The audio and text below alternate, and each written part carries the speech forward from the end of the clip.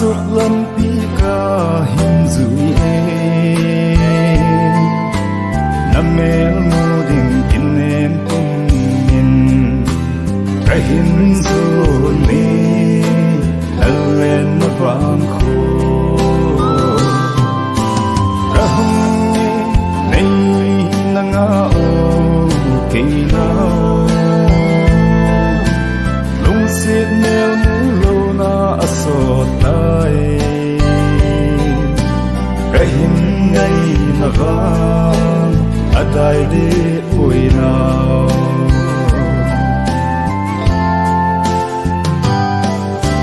nào sen cốt dinh cầm đi tai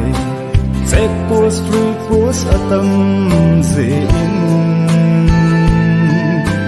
na u ka hung thung gây đình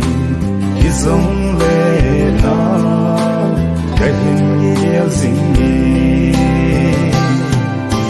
cả hông này na ngao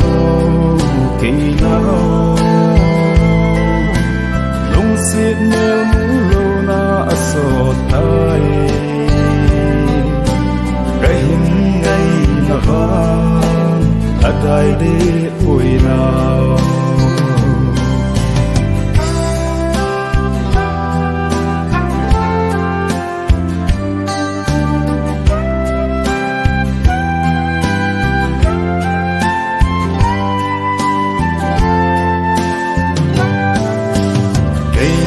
cái ngày mùng và lên lâm hel in cái lâm thật rộng lên nhân thế thô in cái kỳ sinh vội siri lâm kỳ cái hình dốt tài nào cái khi ta na từng muốn là cái nào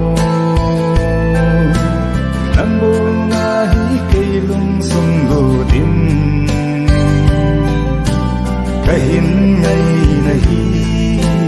đại đi ui thế nào này sống lời hiểu thăng ngao cái hi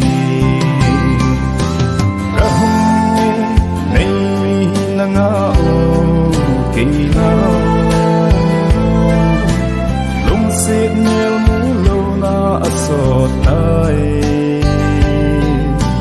cái hình ngay na vang adai de ui nào